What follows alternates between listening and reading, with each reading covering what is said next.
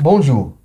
Dans ce cours, on va vous montrer comment faire des interactions personnalisées. Le but de ce tutoriel est de vous donner une nouvelle astuce pour personnaliser vos cours, ainsi que vous initier à la notion des variables et à la notion de programmation en Adobe Captivate. Ne vous inquiétez pas, ce n'est pas une programmation en code, mais c'est des programmations avec des variables qui sont déjà mises à votre disposition par Toolbook. On commence.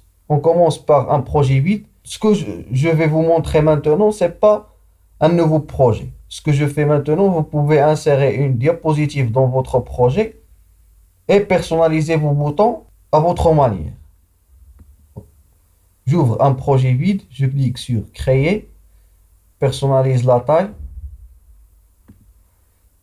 Notre projet est créé. On clique sur Propriétés. On vient affichage de diapositive principale pour qu'on peut modifier l'arrière-plan. On va choisir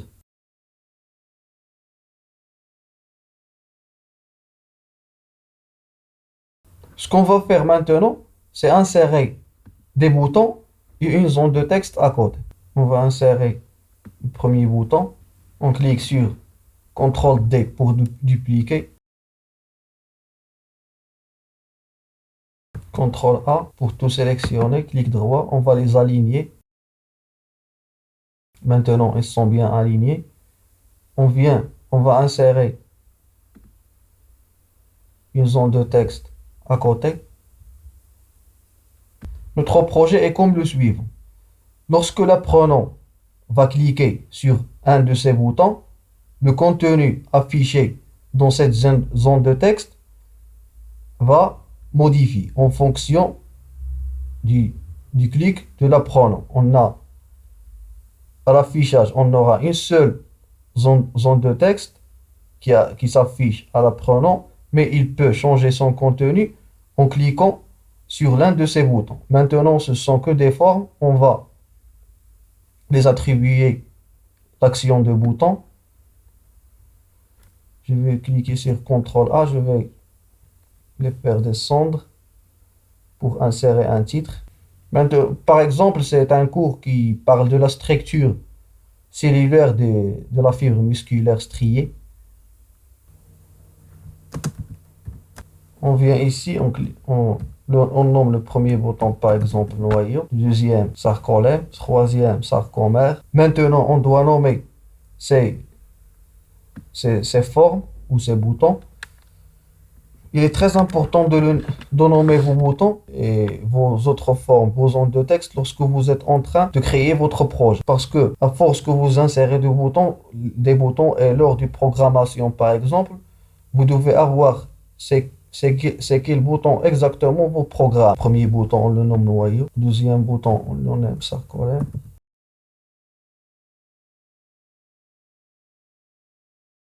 On va écrire dans cette forme l'instruction qui va s'afficher en premier à notre apprenant. On va écrire par exemple, cliquer sur le bouton pour afficher ou pour dévoiler son contenu. Et on va nommer cette forme instruction. Vous pouvez à la place de la forme insérer une zone de texte. Par ici. Texte de légende.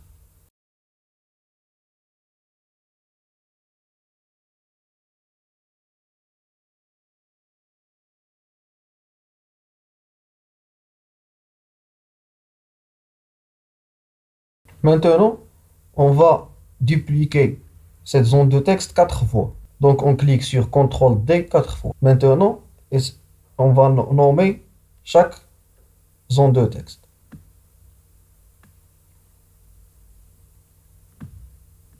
Par exemple, cette zone de texte, je vais la nommer C4 ou contenu 4, c'est-à-dire le bouton de réticulum endoplasmique.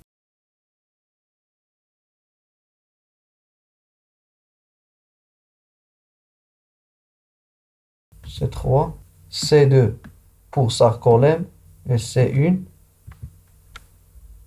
pour noyau. On va tout sélectionner maintenant pour les aligner.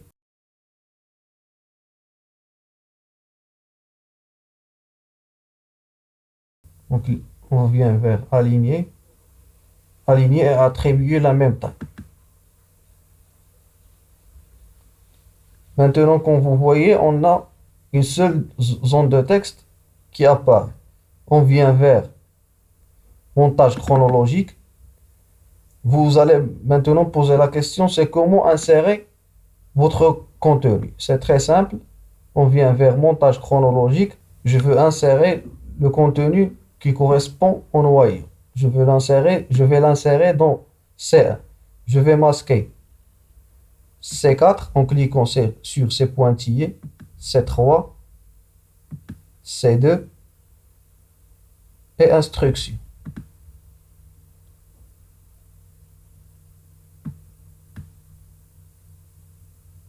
Il me reste C1 qui est affiché.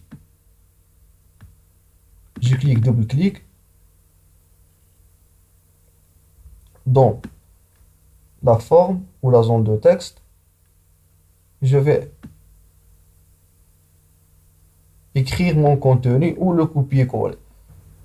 J'ai inséré mon texte. Maintenant, je vais cacher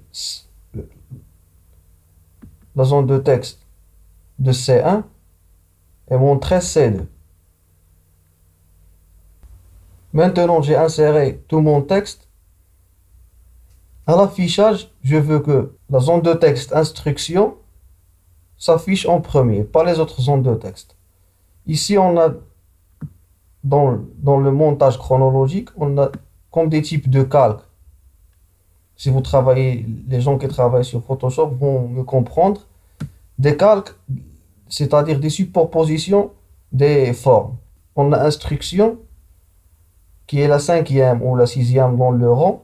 On va le rendre la première pour qu'il s'affiche en premier lorsque l'apprenant ouvre votre application. On vient ici, on clique dans la zone de montage, puis clic droit, puis réorganiser. On clique sur premier plan. Comme vous voyez, la zone de texte instruction est maintenant en premier plan. On va transformer ces formes noyau, sarcolème, sarcoplasme et réticulum T en bouton. On clique sur utiliser en tant que bouton. On refait la même chose pour les autres formes. Maintenant, ce qu'on va faire pour ne pas augmenter la charge de programmation, on va grouper ces formes, l'instruction et les quatre autres boutons. Maintenez CTRL, puis cliquez dans le montage chronologique sur chacun de ces boutons. Puis cliquez sur CTRL-G pour grouper. Comme vous voyez, on a un seul groupe. On peut le renommer par ici. C'est bon, parce que mon projet contient un seul groupe, je ne vais pas le renommer, je vais le laisser groupe. Maintenant, on va venir vers projet, puis action avancée. Le nom de l'action. Je vais nommer la première action, c'est-à-dire au clic sur le noyau, la zone de texte C1 doit apparaître. Je vais le nommer par exemple noyau C1. Je viens vers les actions, je clique, double-clic sur cette zone et je vais chercher masquer.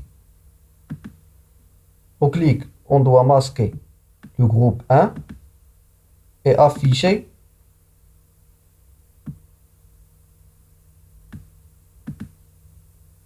C1. On clique sur enregistrer comme action. L'action de l'enregistrement de script est réussi. Si vous vous souvenez, c'est le même travail qu'on faisait dans le script de Toolbook, mais en programmant par le logiciel natif de Toolbook. Maintenant, pour ne pas refaire l'action depuis le début, on clique sur dupliquer l'action. Elle est dupliquée. Je viens ici pour la renommer. C'est important de renommer vos actions. On va les avoir recours par la suite. Sarcolème, C2. Masquer, groupe 1. Et afficher, double-clic, C2. Mettre à jour l'action. Puis je viens pour la dupliquer une autre fois.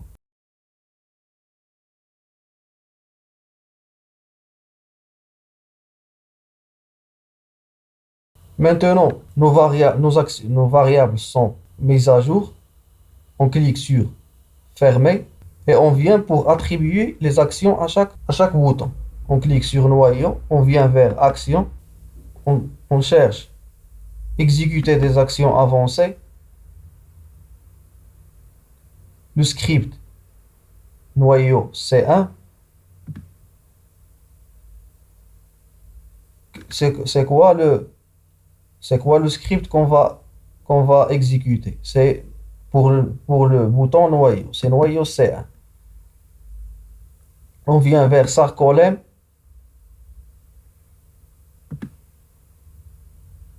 Exécuter des actions avancées. Puis, on va choisir Sarcolem C2.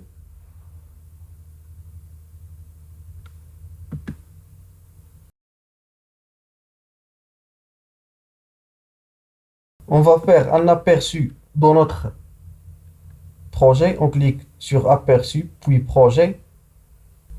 Lorsque je clique, je clique sur Noyau. Comme vous voyez, le contenu change. Sarcolem aussi. Maintenant, je vais vous montrer une autre méthode et une autre astuce qui existe dans Adobe Captivate et qui vous permet de faire la même chose, mais sans programmer. On l'appelle l'état, c'est-à-dire cette zone de texte ou cette forme peut prendre plusieurs états dans des diapositives séparées. Mais ces diapositives n'apparaissent pas aux apprenants. Il apparaît à celui qui fait la conception de l'application. Je vais vous montrer comment. Je vais insérer une autre diapositive. On va garder le même thème et le même sujet. Ce que je vais faire, c'est cliquer sur cette forme et on vient dans Propriétés, on clique sur Vue de l'état. Dans la bande de film, on a État de l'objet. On clique sur Nouvel état. Et on va nommer l'état. C'est important de nommer l'état parce qu'on va avoir recours dans les actions avancées. On clique sur, plutôt dans les actions que va faire le bouton. On nomme cet état, par exemple, C1. Clique sur OK. Je viens ici et je clique, double-clic pour insérer le texte. Et je clique sur dupliquer l'état. Je vais la nommer contenu 2. Et je vais refaire la même chose pour les autres boutons.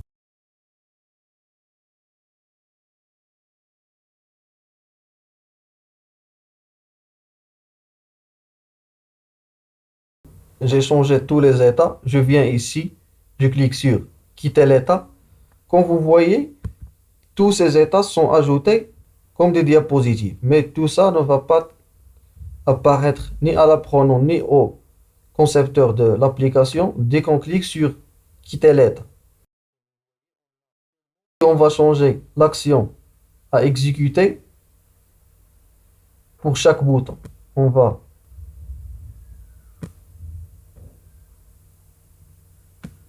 modifier l'état 2 à C1, contenu 1.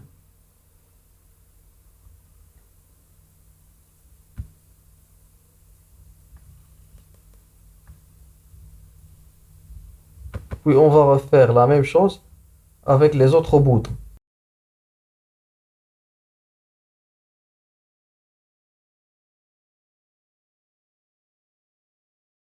Maintenant, on va voir l'aperçu de notre projet pour la deuxième diapositive qui est programmée avec les états et non par des scripts.